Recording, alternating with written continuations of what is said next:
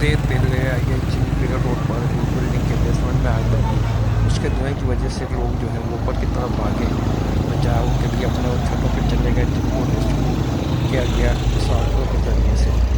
और fire brigade ने बहुत अच्छा इंतजाम करते हुए और पूरी तौर पर रिस्पॉन्स करते हुए आग पर काबू पा लिया।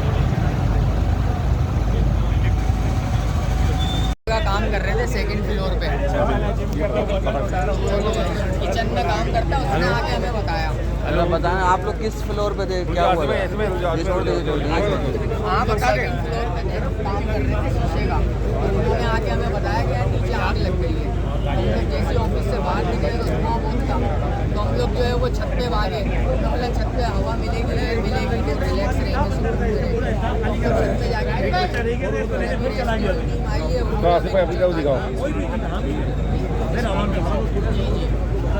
चलो सही है, ठीक है।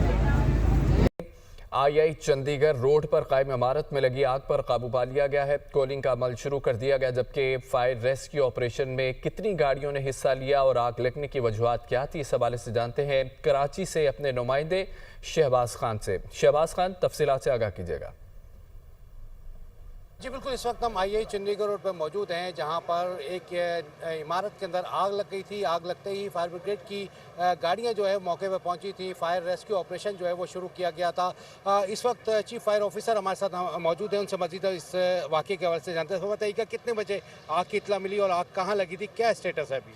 ये तकरीबन 11:03 पे हमें इत्तला मिली थी, जिस पर फौरी तौर पर बोल्टन मार्केट फायर स्टेशन की गाड़ी ने रिस्पांस किया, क्योंकि जब हमें पता चला कि इब्राहिम टावर के डग में आग है, तो हमने फौरी तौर पे साथ ही 2-3 और मज़ीद फायर टेंडर स्नार्कल भी रवाना कर दी थी।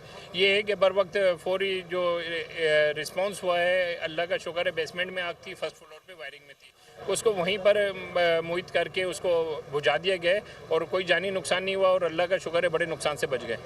जी बिल्कुल, ये आई चंडीगढ़ रोड पर वाक़ई इमारत थी जिसके अंदर लगने वाली आग को जो है बुझा दिया गया। इस वक्त रेस्क्यू ऑपरेशन जो है वो मुकम्मल कर लिया है, मुकम्मल तौर पर आग को बुझा दिया गया है और कूलिंग का अमल जो है वो शुरू कर दिया गया है।